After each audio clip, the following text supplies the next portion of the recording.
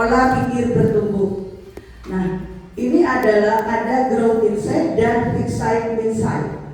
Fixed insight ini adalah yang menganggap kemampuan sebagai sesuatu yang tetap dan tidak bisa diubah.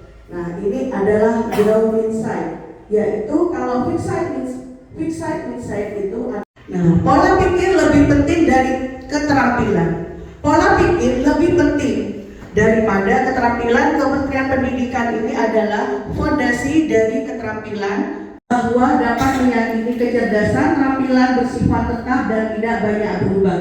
Jadi kita dapat berusaha meskipun seperti apa permasalahan itu masih akan terselesaikan. Nah, itu kita disebut dengan tugas yang belum pernah saya kerjakan, sebab resiko untuk gagal akan besar. Murid mau mencoba lagi, segera beri pujian karena telah mau berusaha. Ujian dan perbedaan utamanya pada saat menghadapi tantangan dalam belajar. Nah, prinsip pembelajaran masih tetap di lingkungan pembelajaran. Prinsip pembelajaran yaitu memahami, mengaplikasi, dan merefleksi. Komunikasi, kolaborasi, dan kemandirian. Nah, ini adalah tambahan 8 profil kelulusan, yaitu ada keimanan terhadap Tuhan Yang Maha Esa, keluarga negaraan, kreativitas. Ini ada kerangka memahami, mengaplikasi, dan merefleksi. Ibu-ibu, ada pesan dari Bapak Menteri seperti yang Pak Menteri saya sampaikan. Orang berpikir dengan growth insight, maka dia yakin masalah yang hanya sedikit itu jalan keluarnya banyak. Nah, kita harus mengikuti growth insight Bapak Menteri, yaitu Profesor Abdul Muti. Bapak Ibu, kemarin kami berkolaborasi dengan kelompok, yaitu tentang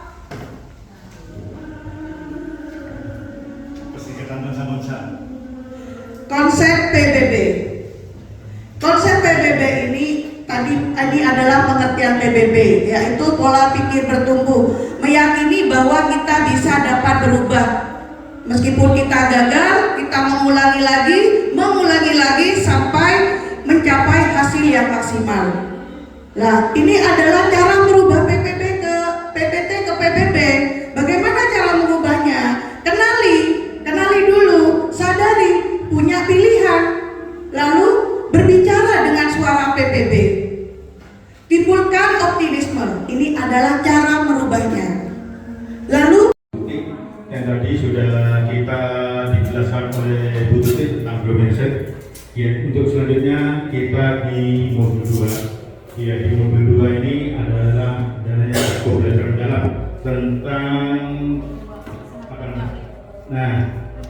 sebelumnya kita akan mengapa kita adakan pelatihan, mengapa kita adakan tentang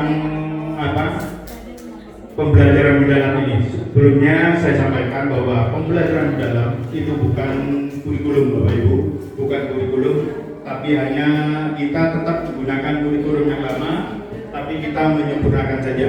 Iya. Di sini ada beberapa latar belakang, ya, latar belakang tentang mengapa kita adakan pembelajaran mendalam. Yang pertama tentang perubahan masa depan yang sulit diprediksi. Kita tidak bisa memprediksi bagaimana keadaan kita di tahun sekian. Kita tidak dapat memprediksi. Kita hanya dapat berusaha saja. Iya. Yang kedua, permasalahan mutu pendidikan, literasi, numerasi, 8 dimensi itu di profil kelulusan. Pengalaman belajar tadi diperoleh ketika mereka memiliki kesadaran untuk menjadi pembelajar.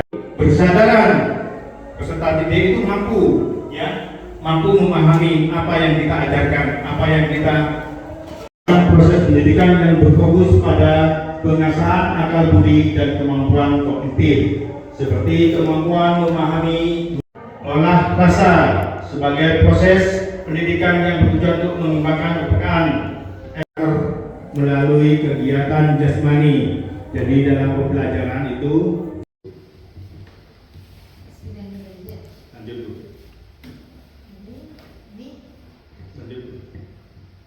Nah, ini yang tadi ya, sama Ibu. Sampaikan nanti pelaksanaan pembelajaran sinkronus, kolaborasi dari masyarakat, ada teknologi digital, ada media, ada literasi. Tetapi kira di sana ada yang namanya olah rasa, olah pikir, olah hati. Nah, ini olah hati ini cuma gambarnya hati, mungkin ya olah rasa, olah hati, olah pikir dan olahraga. Di mana olah rasa ini adalah memupuk rasa kepedulian, toleransi, empati, berbagi dalam memberi interaksi sosial yang luas. Kalau olah hati adalah membangun empati, rasa syukur, penghargaan terbaik, kesadaran akan tujuan hidup yang luhur. Dan olah pikir adalah mendorong rasa ingin tahu, selalu ingin tahu, ada inovasi. Masih semangat? Walaupun sudah sore ini? Baik. Agar kita tetap semangat, kita tepuk semangat dulu. Tepuk semangat. Semangat. Oke, terima kasih untuk hari ini kita akhiri sampai di sini dulu Bapak Ibu. Jangan lupa nanti dari apa yang disampaikan oleh Bu Tuti, Pak Yanto, Pak Kuko, kita integrasikan dalam sebuah visi dan misi. Kita tunggu hari selanjutnya. Siap Bapak Ibu masih? Siap. Oke. Ada kata? Wassalamualaikum warahmatullahi wabarakatuh. Waalaikumsalam warahmatullahi wabarakatuh. Kita lanjutkan yaitu tentang modul 5 yaitu pembelajaran mendalam, perencanaan pembelajaran. Nah, ini adalah perencanaan pembelajaran mendalam. Jadi, dalam perencanaan pembelajaran yaitu ada empat rangka. Pertama, identifikasi. 2, desain pembelajaran. 3, pengalaman belajar. Dan 4, asesmen. Nah, ini adalah mengidentifikasi kesiapan murid. Jadi kita pertama-tama harus menganalisis pengetahuan awal. Guru dapat menggunakan pretest, diskusi awal, dan pertanyaan tematik untuk mengetahui dan mengidentifikasi kesenjangan pemahaman pada siswa untuk munculnya menjadi hambatan dalam pembelajaran. Lalu kita berobservasi dalam refleksi tersebut. Apa desain pembelajaran? Menunjukkan tujuan pembelajaran, yaitu 1, kompetensi. Kompetensi ini menunjukkan kepada murid sebagai hasil dari proses pembelajaran disusun dengan menggunakan kata kerja operasional dan relevan. Ini adalah komponen minimum perencanaan pembelajaran. Pertama, kita harus ada tujuan pembelajaran. Tuliskan tujuan pembelajaran yang mencakup potensi dan konten pada ruang lingkup materi. Aplikasi pemahaman secara konkret kehidupan nyata. Contohnya dengan yang kehidupan nyata. Contohnya kita bisa mengajak lanjutkan apa yang telah disampaikan oleh Bu Tuti tadi, bahwa kita dari tadi kita sampai di asesmen. Apa sih asesmen itu? Penilaian, iya, asesmen penilaian. Monggo Ibu lanjut. Nah, di sini penilaian atau asesmen adalah proses pengumpulan dan pengolahan informasi untuk belajar murid. Jadi asesmen itu ada penilaian yang nantinya digunakan oleh seorang guru dengan tujuan belajar. Nah, di sini dalam penilaian, dalam asesmen itu mempunyai prinsip. Di sini ada prinsipnya, melakukan penilaian yang tidak bias oleh latar belakang, identitas atau kebutuhan khusus peserta didik. Iya, formatif, berkelanjutan dan mencapai level pembelajaran mendalam dalam dan penilaian sumatif. Di sini contohnya ada 2, informatif ada 2.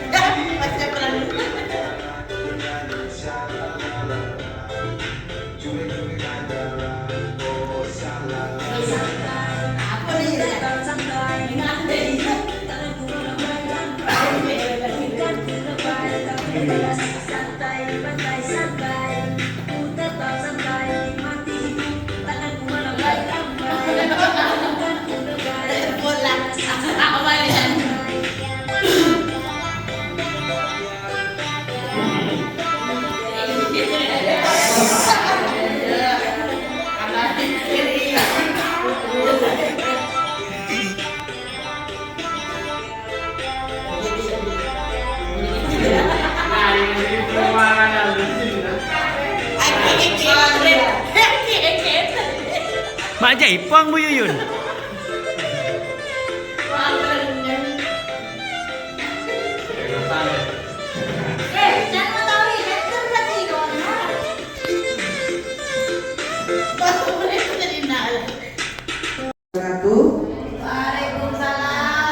Bagaimana hari ini ibu-ibu, bapak-bapak, masih semangat?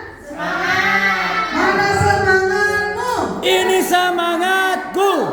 Bagus. Jadi kita jangan hanya memberi semangat pada peserta didik kita, jadi kita harus juga lebih semangat.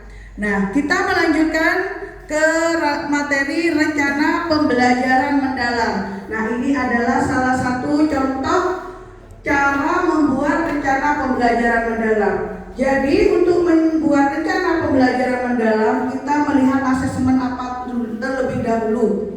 Apa asesmennya yang akan kita buat. Lalu kita melihat kerangka tadi yang sudah kami sampaikan. Nah, ini adalah kerangka yang ada di dalam materi tersebut. Pertama yaitu tentang rencana pembelajaran mata pelajaran apa yang akan ditempuh.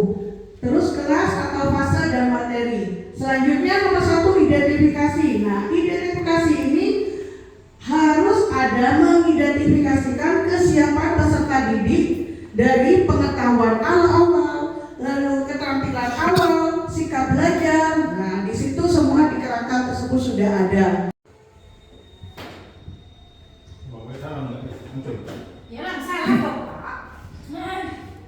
Assalamualaikum warahmatullahi wabarakatuh. Di asesmen ini, di asesmen ini kita melaksanakan pada asesmen di awal pembelajaran, yaitu diagnostik atau pretest. Ini mempunyai tujuan. Tujuannya yaitu mengetahui kesiapan pemahaman awal siswa terhadap bilangan sebelum masuk ke konsep nilai tepat. Ya, di sini kita buat asesmennya dalam bentuk tanya jawab lisan, latihan cepat di papan tulis. Nah, itu untuk asesmennya. Sini misalnya ini contohnya, hitunglah maju dari 1 sampai 30. Nah, itu nanti kita coba bersama. Mungkin itu mari kita coba bersama, mungkin itu ya. Nanti kita lanjut ke pekerjaannya.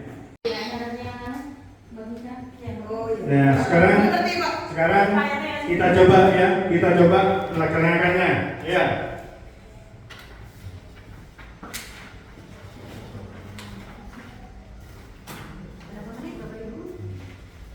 Ya, sudah coba. Bapak Ibu yang saya hormati, saya lanjutkan. Assalamualaikum warahmatullahi wabarakatuh. Bagaimana pagi ini? Masih semangat? Semangat. Kita semangat pagi luar biasa. Oke, tepuk tangan untuk diri kita sendiri, Bapak Ibu. Oke, baik. Dari kemarin kita sudah belajar tentang pembelajaran mendalam, sampai mendalam sekali, termasuk membuat perangkat ajarnya, membuat rencana pembelajaran mendalam. Nah, rencana pembelajaran mendalam Bapak Ibu, apakah gunanya selain untuk memandu Bapak Ibu dalam kegiatan pembelajaran, nanti kita akan masukkan juga pada visi, misi, dan tujuan pembelajaran yang berada pada satuan pendidikan kita. Nah, visi Bapak Ibu, nah ini bagaimana mimpi kita tentang sekolah. Kita memimpikan sekolah yang seperti apa? My dream, mimpi saya seperti apa sih sekolah saya? Nah, ini digambarkan di visi. Nah, untuk mencapai visi ini, kita mau kemana? Kita ke misi. Nah, misinya ini nanti kita jabarkan untuk mencapai visi yang akan kita capai. Bapak Ibu, materi untuk hari ini sampai di sini. Kita sambung besok pada pertemuan yang akan datang. Kita akan membuat visi, misi, dan tujuan pembelajaran yang kita kaitkan dengan pembelajaran mendalam yang telah disampaikan oleh Ibu Tuti, Bapak Yanto, dan kita kaitkan juga dengan yang disampaikan oleh Pak Kuku Kodim. Ya, nanti kita include-kan di situ bagaimana kita bermimpi tentang sekolah kita, bagaimana kita mewujudkannya, dan bagaimana kita menjabarkannya dalam sebuah tujuan yang akan disampaikan, yang akan dicapai di dalam tujuan mencapai visi yang kita tetapkan. Kurang lebihnya dari saya itu, mohon maaf. Wassalamualaikum warahmatullahi wabarakatuh.